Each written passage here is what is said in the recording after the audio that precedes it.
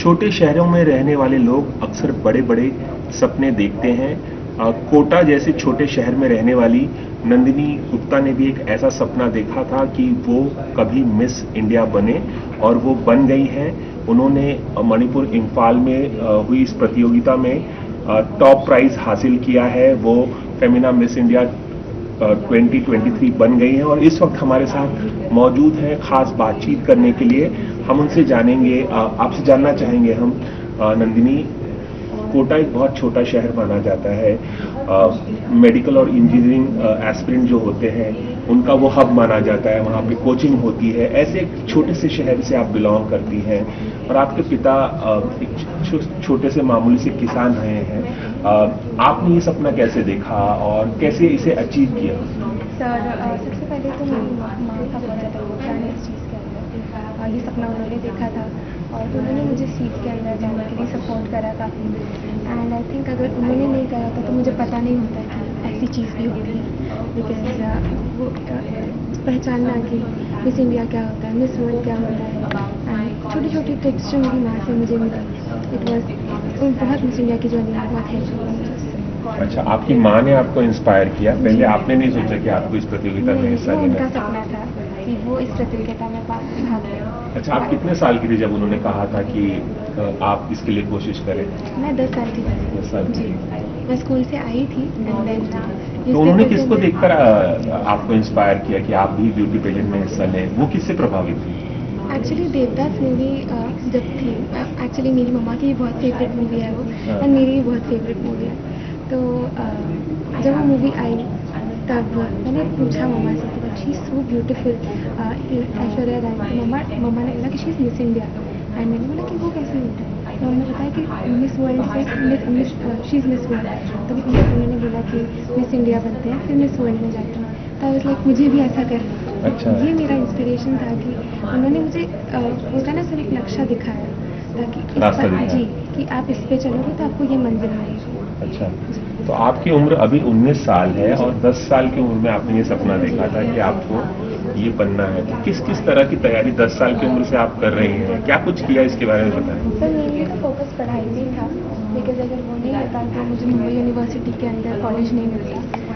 तो mainly focus मेरा पढ़ाई के ऊपर था और जैसे मुंबई आई तब मैंने खुद के ऊपर काम करना चालू करा। थोड़े थोड़े टाइम में मैंने अपनी कम्युनिकेशन पे वर्क करना चालू करा क्योंकि इंग्लिश मेरी थर्ड लैंग्वेज थी। अभी भी बहुत ग्रामेटिकल मिस्टेक्स कभी हो जाती हैं, but I am still working on it because I think that Hindi is my first. Kota क्षेत्र एक हाड़ौती उसमें आता है, मुझे हाड़ौती भाषा दूसरी मेरी वो है और थर्ड मेरी इंग्लिश। तो वो मेरे लिए उन चीज़ों को पार करना बहुत बड़ा टास्क था क्योंकि छोटे शहरों में, गांव में रहने वाले इतने अंग्रेजी से परिचित नहीं होते, उनकी पढ़ाई लिखाई अलग ढंग से होती है। जी नहीं, बट मेरा स्कूलिंग अच्छा था एंड मेरा कॉन्वेंट स्कूल से हुआ था। तो there was an English background, but वो था जैसे कि आप और हम अभी हिंदी में बात कर रहे हैं एंड मुंबई में आके यहाँ पे लोग इंग्लिश में बात कर रहे हैं। तो इट वॉज मेरे को वो थोड़ा सा ऊपर नीचे लगा बिकॉज कमिंग फ्रॉम एक छोटे से शहर से आना और एक बड़े से शहर में आके अकेले रहना मेरे लिए एक बहुत बड़ा टास्क था। एंड देन उसके अंदर मुझे जब पता लगा कि मेरे अंदर क्या कमियाँ हैं तब मैंने उनके ऊपर काम करना चालू करा। जैसे कि आपने अपने बॉडी पे काम किया, फिटनेस लाई, और उसी तरह से आपने अंग्रेजी पे भी काम किया। लेकिन एक बहुत इंटरेस्टिंग बात आपकी जर्नी में ये रही है कि आपके जो पिता हैं वो एक मामूली किसान थे पहले, वो खुद खेत जोता करते थे और अब आप शायद बेहतर स्थिति में हैं। इसके बारे में बताइए, किन मुश्किल दौर से आप लोग गुजरे हैं, आपका परिवार गुजरा है? तो सर, हमेशा से मैंने वो परिस्थितियाँ नहीं देखी, बट मेरे पापा ने ज़रूर देखी। मेरे ग्रैंडफादर जो मेरे दादाजी थे उन्होंने बहुत टाइम तक खेती से घर चलाया। एंड मेरे पापा और मेरे घर के जितने मेंबर्स थे 7 भाई बहन थे, तो उन सबको करना एंड उन सबको पढ़ाई करवाना। बिकॉज मेरे जो अंकल एंड चाचा हैं वो भी डॉक्टर्स हैं, तो उस टाइम पे पढ़ाना करना was a big task and being a farmer. तो जब मेरे ग्रैंडफादर ने पापा को सब संभाला तो चीज़ें अच्छे स्तर पे थी, तो मेरे पापा ने उसको और आगे बढ़ाया and now we are in a good condition. मैंने वो चीज़ें नहीं फेस करी बट मेरे पिताजी ने बिल्कुल करी। बिल्कुल आप छोटी रही होंगी जब पिता इन सब चीज़ों से गुजर रहे होंगे। एक बहुत बड़ी उपलब्धि है, एक मामूली घर से आना और दुनिया कोई आपका नाम पता चलना, उनकी जुबान पे आपका नाम आना, और आप जल्द ही मिस वर्ल्ड के लिए भी कंटेस्ट करेंगी क्योंकि आप फर्स्ट आई हैं मिस इंडिया में। आपने बताया थोड़ी देर पहले कि ऐश्वर्या राय एक प्रेरणा बनी उस फिल्म के जरिए, देवदास के जरिए, लेकिन आपने कहीं ना कहीं प्रियंका चोपड़ा से काफी इंस्पायर रही है, मिस वर्ल्ड रही है प्रियंका चोपड़ा, उनसे कैसे इंस्पिरेशन लिया, इसके बारे में बताइए। सर देखिए, ऐश्वर्या राय उन्होंने बहुत अलग तरीके से अपने आप को निखारा, प्रियंका चोपड़ा ने बहुत अपने आप खुद को बहुत अच्छे तरीके से निखारा। तो जो मुझे चीज़ें प्रियंका मैम से सीखनी है, इट्स लाइक वो कितनी अच्छी तरीके से हर चीज़ को डिलीवर करती है। वो उनका बोलने का तरीका, उनका इवन डिफरेंट इंडस्ट्रीज़ में काम करने का तरीका, चाहे वो बॉलीवुड हो चाहे वो हॉलीवुड हो, उन्होंने इंडिया को निखारा ही है। एंड अगर आप बात करेंगे, वो एक बहुत ह्यूमरस पर्सन भी है। वो आपको अगर वो कमरे में आएंगी तो she will light up the room. तो वैसा ही शी इज़ माई इंस्पिरेशन कि I somewhat in some part of my life I would like to meet her and become a person like her. तो एक समानता और भी आप दोनों में है, आपकी इंस्पिरेशन तो है, वो भी एक छोटे से शहर बरेली से बिलोंग करती हैं और आप भी छोटे से शहर कोटा से बिलोंग करती है। आप दोनों ने एक छोटे से शहर में सपना देखा, बड़ा सा सपना, और उसे साकार कर दिखाया। अब आप मिस इंडिया बन गई तो प्रियंका चोपड़ा से कभी मुलाकात होगी, ऐसी भी उम्मीद है, आपको मिस वर्ल्ड भी कंटेस्ट करने जा रही है, कभी मुलाकात हो, ऐसी सोच भी होगी आपकी? बिल्कुल सर, मुझे बहुत खुशी होगी अगर मैं उनसे मिलूंगी तो, बिकॉज आप जिसको आपकी लाइफ टाइम में देखते हैं कि मुझे इनकी तरह बनना है, जो आप उनसे मिलते हैं तो वो डायरेक्टली मेरे गुरु हैं, जिनसे मुझे इनडायरेक्टली चीज़ें सीखने को मिल रही हैं। ऑफकोर्स उनके इंटरव्यूज़ देखना, उनके इंटरनेशनल इंटरव्यूज़ देखना, उनकी स्पीचेस सुनना इज़ लाइक समथिंग मुझे बहुत अच्छा लगता है। उनको इनडायरेक्टली मेरी गुरु है। तो मुझे लगता है कि आप उनके नक्शे कदम पर चलेंगे और एक्टिंग की दुनिया में कदम रखेंगे। फिलहाल आप बिजनेस एडमिनिस्ट्रेशन का कोर्स कर रहे हैं, आप सेकंड ईयर में हैं, राइट? मुंबई से आप पढ़ाई कर रही हैं। क्या आप उनके नक्शे कदम पर चलना चाहेंगे, एक्ट्रेस बनना चाहेंगे उनकी तरह? उन्होंने भी मॉडलिंग की और फिर एक्टिंग की।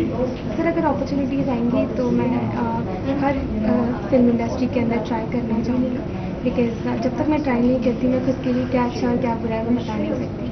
तो आई वुड ट्राई, मेरे लिए जो भी होगा, जहाँ से भी मुझे अच्छी अपॉर्चुनिटीज़ मिलेंगी खुद को निखारने की, मैं हर चीज़ को ऑब्जर्व करना चाहूँगी।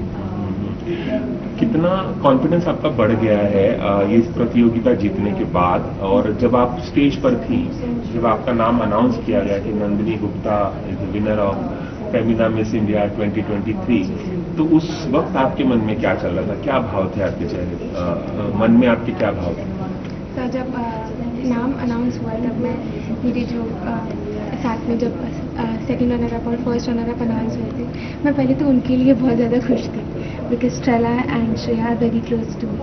और फिर जब मेरा अनाउंस हुआ तो मैं एक बार के लिए बिलीव नहीं कर पाई। एक बार के लिए मुझे लगा कि स्टिल अ ड्रीम, बिकॉज उस टाइम पे हर चीज़ मुझे स्टार्टिंग से चीज़ें रियलाइज़ होने लगी, कैसे हार्ड वर्क था, कैसे सैक्रिफाइसेस थे। At the flick of a second मुझे हर चीज़ याद आने लगी कि finally dream come true, now I have a crown on my head. So वो मोमेंट मेरे लिए था, एंड अभी भी मुझे ऐसा लगता है कि मैं उसको बार बार जीऊँ। मैं अभी इंस्टाग्राम पे जाती हूँ, मैं देखती हूँ कि कैसे लोग मुझे कंग्रेचुलेट कर रहे हैं इसके ऊपर, तो मुझे वो चीज़ देख के बहुत अच्छा लगता है कि इवन मैं खुश हूँ तो लोग मुझसे ज़्यादा खुश हैं। मेरे दोस्त मुझे कहते हैं कि हम तो तेरी विनिंग देख के इतना रोए, तू कितना रोई होगी।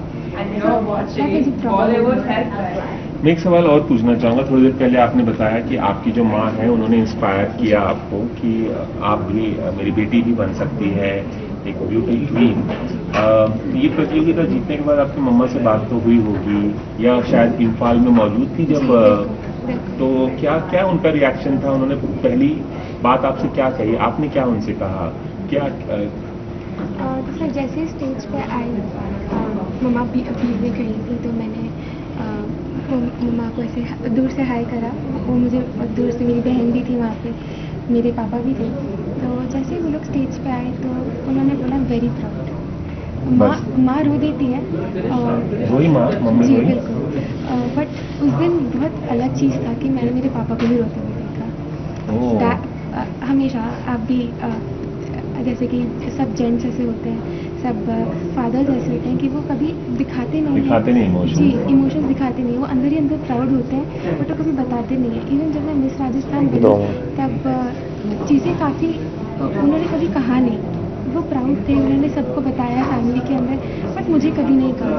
और उस दिन जब मैंने उनकी आंखों के अंदर आंसू देखे तब मेरे लिए ऐसा था कि चलो मैंने जितने भी संघर्ष करे, it was a proud moment for my dad. And then हम जब बैक स्टेज गए, जब हेयर मेकअप टचअप था, तब मैंने क्राउन निकाल के मेरे पास रखा था। अचानक मेरी मम्मा रूम में आई एंड उन्होंने ताज अपने हाथों से मुझे पहनाया।